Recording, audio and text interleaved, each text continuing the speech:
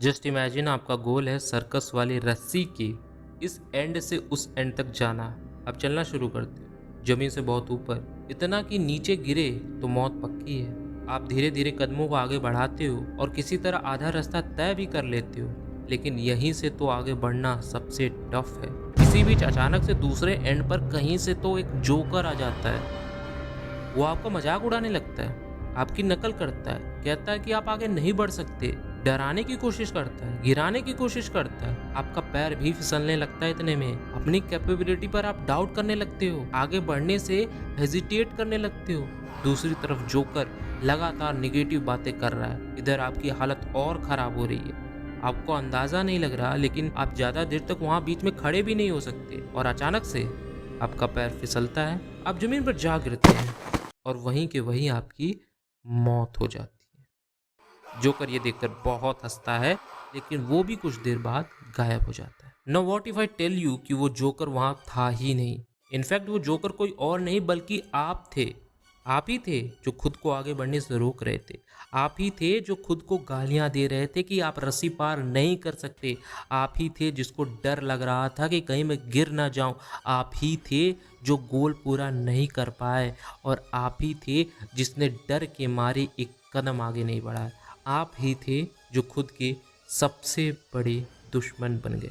वो आप थे। ध्यान से देखो, ये तुम हो और ये तुम्हारा सेल्फ। रस्सी की ये एंड तुम्हारी शुरुआत है, रस्सी की वो एंड तुम्हारा गोल। रस्सी के बीच में ये जोकर तुम्हारे हर्डल्स हैं, फिर चाहे वो एक्सटर्नल हो या इंटरनल। और ये हर्डल्स से तुम डरते हो, हिम्मत नहीं होती आगे बढ़ने की। चाहते हो ना काफ़ी शिद्दत से उस गोल को पाना, लेकिन बीच में ये डर आ जाता है, सेल्फ डाउट आ जाते हैं कि कर पाऊंगा या नहीं। और अगर नहीं कर पाऊंगा तो सबका चेहरा सामने आ जाता होगा कि किसको मुंह दिखाऊंगा। इनफैक्ट आप तो खुद की नज़रों में ही अपने आप को गिरा हुआ देखने लगते हो।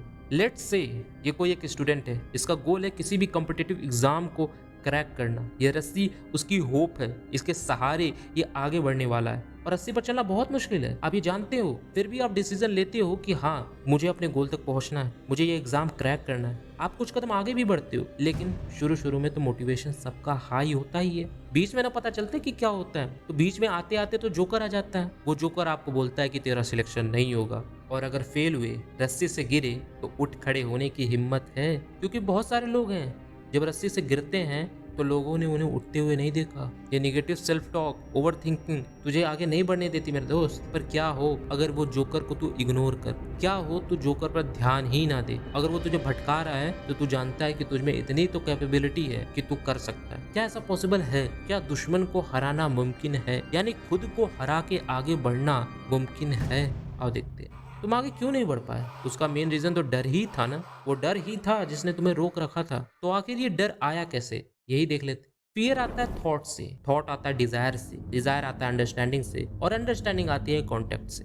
एक एग्जांपल से समझते हैं। मान लो तुम्हें सिंगर बनना है, ये डिजायर है तुम्हारा, लेकिन सोसाइटी तो इसे काम समझती ही नहीं। मतलब जब टीचर भी क्लास में पूछी होंगी कि क्या बनोगे, तो शायद ही कोई बच्चा बोला होगा कि मुझे सिंगर बनना है। और बोला भी होगा तो क्या, कभी कभी टीचर ही सपोर्ट नहीं करते और बोल देते हैं कि ये तो हॉबी है, इसमें कैसे करियर बनाओगे, ये तो बर्बाद कर देगा तुम्हें, तुम इंजीनियर बनो। लेकिन भाई बात तो सही है, आखिर सिंगिंग में कोई कैसे करियर बना सकता है? ये जो सवाल तुम्हारे मन में आया ना, इसे भी डिजायर कहते हैं। तुम जानना चाहते हो कि आखिर ये पॉसिबल है कि नहीं। वैसे में ये टीचर ही तुम्हारी कांटेक्ट है। वैसे वो बोल देती है कि कैरियर तो नहीं बन सकता और इज्जत भी नहीं मिलने वाली। अब जो तुम्हारा डिजायर था, चाहता था कि मुझे क्लेरिफाई करने को मिले, वो काम तो टीचर ने कर ही दिया ना। और कमाल की बात है, इस कॉन्टेक्ट से तुम्हारा थॉट बदल जाता है, अंडरस्टैंडिंग बदल जाती है। तुम सोचने लगते हो कि हाँ, सही तो कह रही हैं। और सिलसिला टीचर तक नहीं रुकता, बाकी लोगों से भी तो पूछते होगे, उनसे भी तो जवाब यही मिलता होगा। यानी कॉन्टिन्यूसली बैड कॉन्टेक्ट मिलते जा रहे हैं। तो इससे हुआ क्या, तुम्हारी जो कोर अंडरस्टैंडिंग थी म्यूजिक को लेकर, सिंगिंग को लेकर, वो ये हो गई कि ये तो भाई मैं कर ही नहीं सकता, इसमें गया तो बर्बाद होना पक्का। इससे पहले बहुत खुश था, पर क्योंकि तुम्हारे देखने के नजरिए को ही बदल दिया गया, तो अब तुम खुश नहीं हो। तुम्हें डर लगने लगा कि सिंगर बनने से लोग क्या कहेंगे, मैं अच्छा कमा पाऊंगा कि नहीं, समाज में इज्जत होगी कि नहीं। तमाम तरह के प्रश्न तुम्हारे दिमाग में आना शुरू हो जाएंगे। तो अब समझे कैसे तुम्हें रेगुलर बेसिस पे जो भी कॉन्टेक्ट मिलते आए हैं, वो तुम्हारी पूरी रियलिटी को चेंज कर देते हैं। पर इसका सोल्यूशन है कि नहीं, और देखते हैं। देखो सीधी सी बात है, कि तुम सबको खुश नहीं कर सकते। See people respect you when you live according to their values, but if you live someone else's values you will never respect yourself.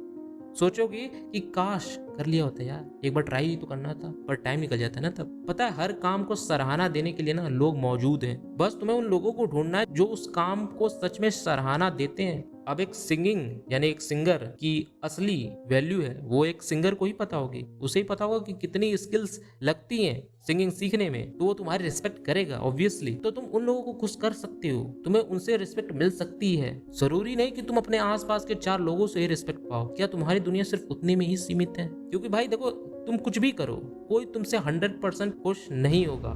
कुछ भी कर लो, कहीं ना कहीं से कुछ ना कुछ कमी निकाली जाएगी। तो इससे अच्छा तुम खुद का ही डिसीजन ले लो। एटलीस्ट तुम खुद पर तो प्राउड कर पाओगे कि ये मेरा डिसीजन था, इसका मैं जिम्मेदार हूँ। तो इसका मतलब ये है कि अगर मुझे डर को खत्म करना है तो मुझे अपने डिजायर को खत्म करना पड़ेगा, इस निगेटिव डिजायर को जो कि तुम्हारे अंदर डाला गया है। और ये कैसे होगा? जब तुम्हें सही अंडरस्टैंडिंग होगी रियलिटी की कि आखिर सच है क्या। लेकिन ये सच पता कैसे चलने वाला है? वैसे ही जैसे तुम्हारी डिजायर सिंगिंग से इंजीनियरिंग हो गई। बेसिकली अगर तुम्हें बैड कॉन्टेक्ट मिले थे तो अब बारी है तुम्हें अच्छे कॉन्टेक्ट ढूंढने पड़ेंगे, तुम्हें उन लोगों को ढूंढना पड़ेगा। फिर जाकर तुम्हें अंडरस्टैंडिंग होगी कि नहीं यार, पैसे कमाने के जरिए तो और भी हैं, और इज्जत भी पाने के तरीके बहुत हैं। अब तो सोशल मीडिया भी है। तो कहने का मतलब ये है कि तुम्हें तुम्हारी इस I know how the world works इस वाली मेंटेलिटी से बाहर निकलना पड़ेगा, इस थॉट प्रोसेस को ही चेंज करनी पड़ेगी। तो अंडरस्टैंडिंग आती है एक्शन से। आई मीन तुम जितना किसी हाई वैल्यू इंसान के साथ रहोगे जो कि उस फील्ड से रिलेटेड है, तुम जितना उसके बारे में जानोगे, ऑब्वियसली फिजिकली या फिर ऑनलाइन नहीं फर्क पड़ता, जैसे भी करके तुम ढूंढोगे, उनके इंटरव्यू देखोगे, उन्हें समझोगे और एक्शन लोगे। ये एक्शन लेना ही सबसे टफ काम होता है, क्योंकि इसी एक्शन से कोई फेलियर भी बन सकता है और कोई सक्सेसफुल भी। तो एक्शन तो लेना ही पड़ेगा ना। अब एक्शन कैसे लें? अपने गोल डिवाइड करो। जो बड़ा गोल है तुम्हारा, उसको ऐसे सोचो कि अभी मैं क्या कर सकता हूँ, किस लेवल तक पहुंच सकता हूँ, उस लेवल तक पहुंचने की कोशिश करो at least. For example, stand up comedy का नाम सुना होगा तो जानते होगे कि लार्जर ऑडियंस से पहले वो लोग छोटे ग्रुप ऑफ ऑडियंस में परफॉर्म करते हैं। सिमिलरली एक्टर भी काफी प्रैक्टिस करते हैं थिएटर में और भी कहीं जगह, तब जाकर वो अपने मेन गोल की तरफ कदम बढ़ाते हैं और उसे अचीव करने लगते हैं। तो आपको छोटे छोटे एक्शन लेना है, चाहे वो अच्छे हों या बुरे। अब देखो, एक्शन छोटे हैं तो जल्दी हो जाएंगे, तो तुम्हें पता भी चल रहा होगा कि हाँ मैं सही कर रहा हूँ कि नहीं। खुद को इंट्रोस्पेक्ट हर एक पॉइंट पे करो, री एवेलुएट करो खुद को, जानो अंदर से कि तुम क्या चाहते हो।